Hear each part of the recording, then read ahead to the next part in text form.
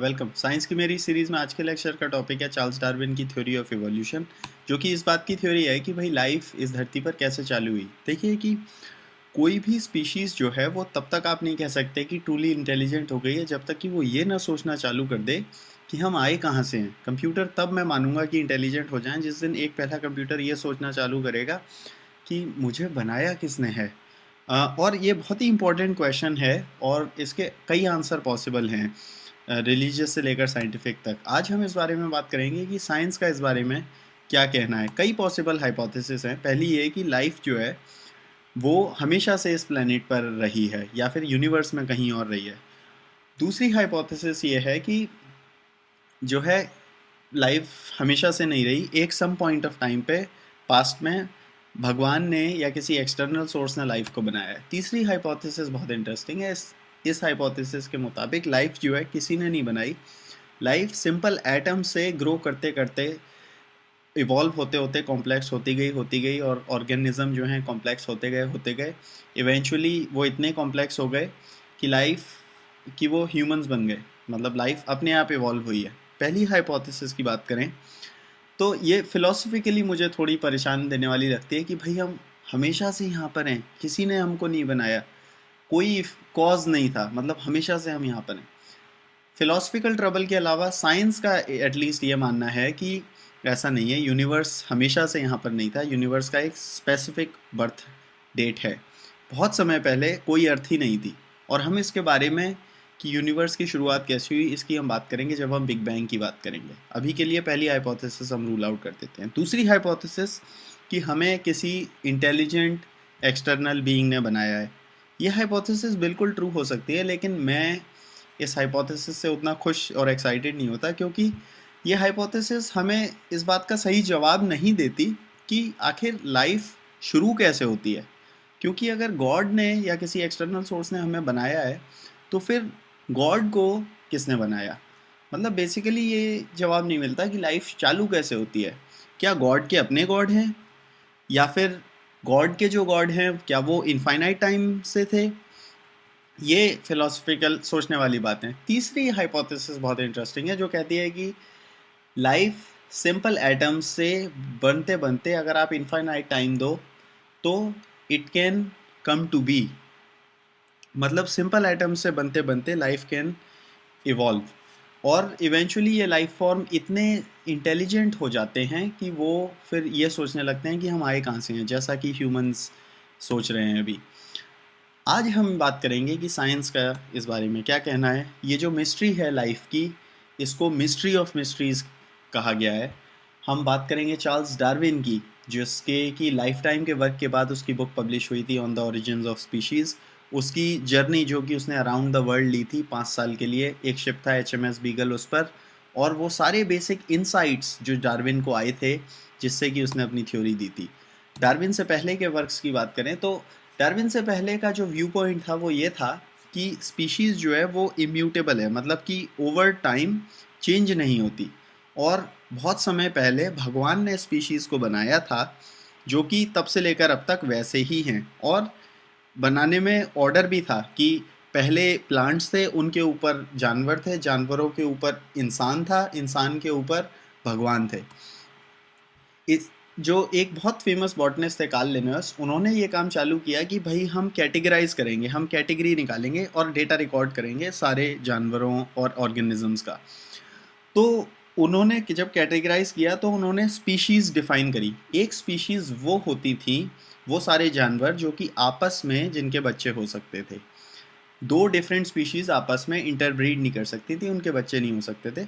और किसी एक स्पीशीज़ के खूब सारी वैरायटी हो सकती थी, जैसे जो है कई तरीके के कुत्ते होंगे या कई तरह की बिल्लियाँ होंगी फॉर एग्जांपल। लेकिन इस सब कामों के बाद भी कुछ अनआंसर्ड क्वेश्चंस थे, जैसे कि ये पहली बात तो ये है कि अगर गॉड ने स्पीशीज़ बनाई हैं तो फिर इतनी सारी वैरायटी क्यों है स्पीशीज़ में, इतनी तरीके के चिड़िया क्यों हैं, इतनी तरीके के कबूतर क्यों हैं, इतने तरीके के बंदर क्यों होते हैं फॉर एग्जांपल। दूसरा ये कि जो है एक पर्टिकुलर स्पीशीज़ किसी एक जगह से क्यों आती है। मतलब हम देखकर कैसे बता सकते हैं कि ये वाली चिड़िया अगर हम देख रहे हैं तो ये तो पक्का जो है मिडल ईस्ट से आई होगी।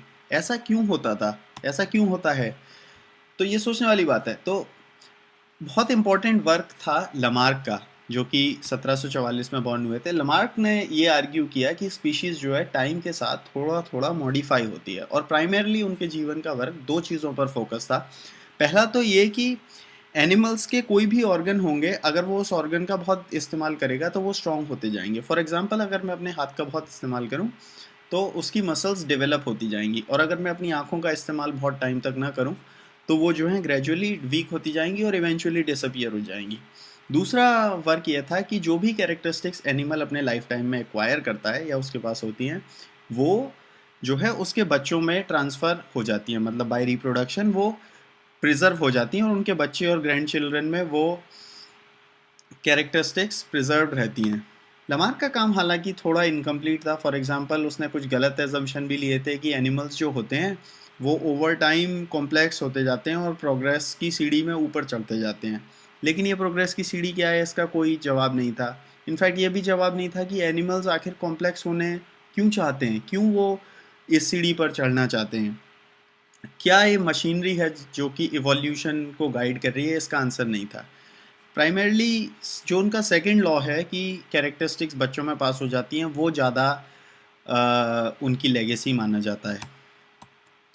चार्ल्स डार्विन की बात करते हैं। 1809 में चार्ल्स डार्विन पैदा हुआ था इंग्लैंड में, और बहुत ही वेल्दी फैमिली में, बहुत रिच फैमिली में, और उनके पिताजी चाहते थे कि वो डॉक्टर बने, लेकिन डार्विन को नेचर से बड़ा प्यार था। डार्विन ने कैम्ब्रिज अटेंड किया, और वहाँ पर उनको जो है उन्होंने विलियम पेली की बुक्स पढ़ी। पेली जो है उस समय बहुत फेमस नेचुरलिस्ट थे, और पेली का मानना ये था कि इंसान के ऑर्गन्स इतने ब्यूटीफुली डिज़ाइंड हैं कि ऐसा लगता है कि किसी हायर पावर ने हमें डिज़ाइन किया है। डार्विन जो हैं ग्रेजुएट करने के बाद उन्होंने आगे पढ़ना नहीं एक्सेप्ट किया, बल्कि उन्होंने एक ऑफ़र एक्सेप्ट किया कि HMS बीगल जो एक शिप जा रहा था उस पर अराउंड द वर्ल्ड सेल करेंगे। 1831 में बीगल इंग्लैंड से गया, और 2 साल के लिए उसे जाना था, लेकिन उसे 5 साल लगे वापस आने में। 5 साल तक वो मिशन चला। डार्विन उस शिप पर जो है बिना पे के नेचुरलिस्ट थे। शिप पर डार्विन ने प्रिंसिपल्स ऑफ जियोलॉजी एक बुक पढ़ी, जिसका डार्विन पर बहुत इम्पैक्ट पड़ा। लायल की book principles of geology basically ये आर्ग्यू करती थी कि धरती जो है वो किसी बाढ़ से या किसी कैटास्ट्रोफी से नहीं बनी है, बल्कि ओवर टाइम धीरे धीरे मोल्ड होकर और मॉडिफाई होकर बनी है। उसका मानना ये था कि जो है टाइम के साथ धीरे धीरे धीरे धीरे चेंज होते होते धरती का सरफेस मोल्ड हुआ है। इस आइडिया ने कि जो है कोई भी चीज़ अगर टाइम के साथ इतनी धीरे धीरे चेंज होती जाती है कि बहुत लंबे समय में वो इतनी बदल जाती है कि हम पहचान ही नहीं पाते कि कहाँ से आई थी वो। इस आइडिया का डार्विन पर बहुत, इवोल्यूशन का बहुत इम्पैक्ट पड़ा डार्विन पर।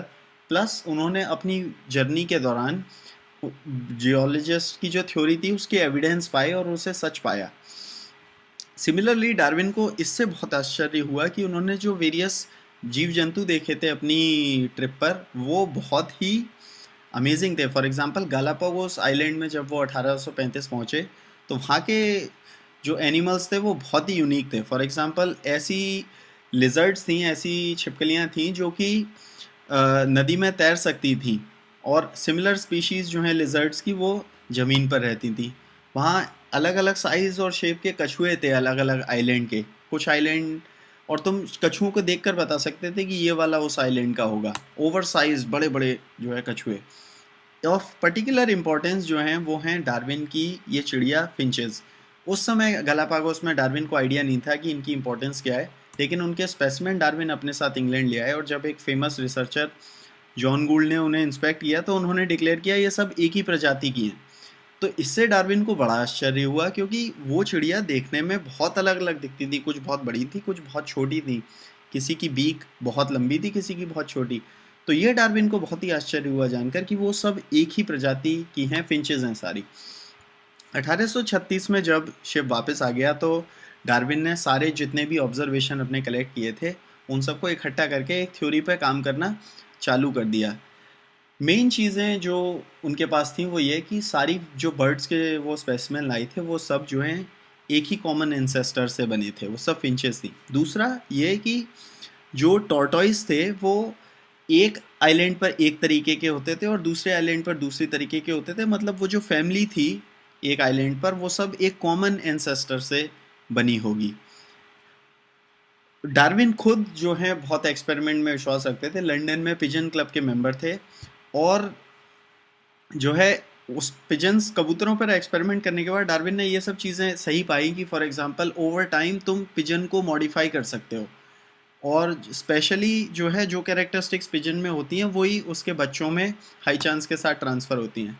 डार्विन की पहली बुक का चैप्टर इनफैक्ट यही है कि वेरिएशन अंडर डोमेस्टिकेशन, क्योंकि उसमें डार्विन आर्ग्यू करता है कि कैसे इंसान ने ये मास्टर कर लिया है कि हम सिलेक्टिव टाइप के एनिमल ग्रो कर सकते हैं। फॉर एग्जांपल हम ऐसे घोड़े पैदा कर सकते हैं जो कि बहुत तेज़ दौड़ें सिलेक्टिव ब्रीडिंग से, और हम ऐसे जो हैं कबूतर पैदा कर सकते हैं जिनकी की टेल बहुत सुंदर हो। उसके लिए तुम्हें क्या करना होगा, रैंडमली खूब सारे एनिमल पैदा कर दो और फिर उनमें से वो एनिमल सेलेक्ट कर लो जिनके की फ़ीचर तुम्हें चाहिए और उनके बच्चे करते रहो, तो ओवर जनरेशन जैसा तुम्हें चाहिए होगा वैसा मिल जाएगा। तो ये है आर्टिफिशियल सिलेक्शन, कि जब आप किसी चीज़ को इस तरह सिलेक्ट करते हो और उनके बच्चे करते हो, जो फीचर आपको चाहिए वो मिल जाते हैं। लेकिन नेचर में स्पीशीज़ कैसे इवॉल्व करती है? नेचर में तो कोई आर्टिफिशियली सिलेक्ट नहीं कर रहा, तो फिर ये सिलेक्शन का रोल कौन प्ले कर रहा है? ये प्रॉब्लम बहुत अभी अनरिजॉल्व थी डार्विन के दिमाग में कि आखिर स्पीशीज़ चेंज क्यों हो रही है? आखिर कैसे एक स्पीशीज़ जो है सिंपल होते होते कॉम्प्लिकेटेड कैसे हो जाती है? इवोल्यूशन कैसे वर्क कर रहा है? इसका जवाब डार्विन को मिला थॉमस माल्थस, जो कि एक बहुत फेमस इकोनॉमिस्ट थे, उनकी बुक प्रिंसिपल ऑफ पॉपुलेशन पढ़ने के बाद। माल्थस का आर्ग्यूमेंट ये था कि कोई भी स्पीशीज़ बहुत जल्दी जल्दी मल्टीप्लाई करती है, और जो चीज़ें ज़िंदा रहने के लिए चाहिए जैसे कि खाना, लैंड या रहने के लिए जो भी रिसोर्सेज चाहिए वो लिमिटेड होते हैं। तो जब स्पीशीज़ एक पॉइंट के बाद मल्टीप्लाई होकर इतनी सारी हो जाती हैं कि रिसोर्सेज बहुत लिमिटेड रहती हैं, तो हर कोई लड़ रहा होता है उन जो हैं रिसोर्सेज को पाने के लिए। अगर खाना लिमिटेड है तो हर कोई चाहता है कि उसे खाना मिल जाए, वरना वो मर जाएगा। तो ऐसे केस में उन स्पीशीज़ के बीच लड़ाई यानी स्ट्रगल फॉर जिंदा रहने की लड़ाई चालू हो जाती है। ये सोचने के बाद डार्विन को उसके थ्योरी मिल गई फाइनली, कि डार्विन ने नेचुरल सिलेक्शन सोचा कि हो ये रहा है कि हर कोई लड़ रहा है और चाहता है जिंदा रहना, लेकिन जिंदा वही रह पाएगा जो फिट है। बेसिकली अगर मान लो किसी के बच्चे होते हैं और उन बच्चों में कुछ बच्चे ऐसे पैदा हुए जो कि ज़्यादा फिट हैं और ज़्यादा केपेबल हैं, उनके पास एडवांटेज है किन्हीं भी कारणों से जिंदा रहने का, तो वो ज़्यादा सर्वाइव करेंगे, और अगर वो ज़्यादा सर्वाइव करेंगे तो उनके बच्चे ज़्यादा होंगे। तो वो कैरेक्टरिस्टिक्स जो कि उन्हें इस गेम में ज़्यादा सक्सेसफुल बनाती हैं वो ओवर टाइम प्रोपोगेट होती जाएंगी, और उस टाइप के एनिमल ज़्यादा होंगे मेजॉरिटी में, और इस तरह स्पीशीज़ जो है इन्वायरमेंट के हिसाब से चेंज होती जाएगी, और ऐसी स्पीशीज़ उभर के आएंगी जो कि सक्सेसफुल हों गिवन इन्वायरमेंट में। नेचुरल सिलेक्शन जो है वो इवोल्यूशन को जो है ड्राइव करता है। ओरिजिन्स ऑफ स्पीशीज़ डार्विन की जो बुक थी वो 1859 में पब्लिश हुई थी। ऑलमोस्ट जीवन भर काम किया था डार्विन ने इस किताब पर, क्योंकि डार्विन को पता था कि उसकी थ्योरी इतनी माइंड बेंडिंग है, और डार्विन बहुत ही साइंस वाला आदमी था, कि जनता उसकी थ्योरी को कभी इजीली एक्सेप्ट नहीं करेगी। तो ऑलमोस्ट 50 साल एविडेंस कलेक्ट करने के बाद ये बुक पब्लिश की थी। उसकी थ्योरी ऑफ इवोल्यूशन कैसे काम करती है इसको अंडरस्टैंड करने के लिए कुछ फैक्ट्स हम पहले मान लेते हैं। पहला ये कि किसी के भी स्पीशीज़ के जब बच्चे होते हैं तो वो रैंडमली वेरी करते हैं। माँ बाप के जब बच्चे होते हैं सेम माँ बाप के, तो कुछ छोटे होंगे, कुछ लंबे होंगे, कुछ जो हैं जिनकी आँखें ब्राउन कलर की होंगी, किसी की काले कलर की होंगी।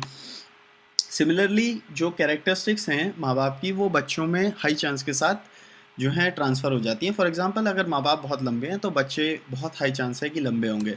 तीसरा ये कि किसी भी स्पीशीज़ में रिसोर्सेज लिमिटेड होती हैं और उनमें कंटिन्यूस स्ट्रगल फॉर सर्वाइवल चल रहा हो। अगर ये तीन असम्पशन आप मान लें तो थ्योरी बहुत ही सिंपल ये बन जाती है कि स्पीशीज़ अगर रैंडम चांस से, आई रिपीट, रैंडम चांस से कुछ स्पीशीज़ ऐसी पैदा हुई जो कि जिनके पास एडवांटेज है किन्हीं कारणों से जिंदा रहने का, अपने एनवायरनमेंट में जिंदा रहने का, तो उस टाइप के जानवर ज़्यादा मेजॉरिटी में पैदा हो पाएंगे और वो कैरेक्टरिस्टिक्स उनके बच्चों में ट्रांसफ़र हो जाएगी, और ओवर मैनी जनरेशन्स ये वाली कैरेक्टरिस्टिक्स उन एनिमल्स में ज़्यादा पाई जाएगी। फॉर एग्जांपल सपोज़ एक जिराफ है और वो ऐसा प्राणी है जिसकी पहले मान लो बहुत छोटी गर्दन हुआ करती थी और वो जंगल में रहता था, और जो है फल फूल बहुत ऊपर लटकते थे। तो अगर ऐसे इन्वायरमेंट में, और ये एक थ्योरी है कि ऐसे इन्वायरमेंट में अगर कोई ऐसा बच्चा पैदा होगा किसी जिराफ का पहला, जिसकी नाक थोड़ी सी लंबी होगी, तो उसके पास ज़्यादा चांस होगा जिंदा रहने का, क्योंकि वो ऊपर लटके हुए फल फूल भी खा सकेगा।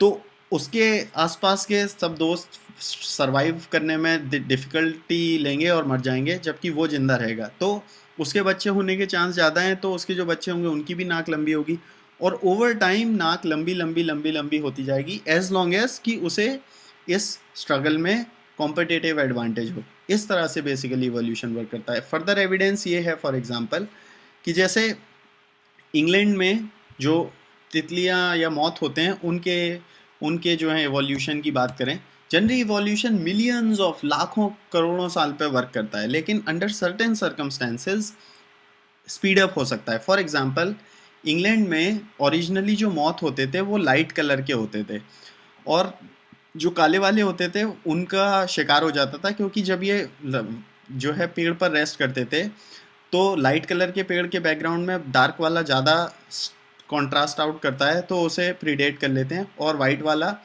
जो है छुप जाता है, तो उसे शिकार नहीं होता उसका।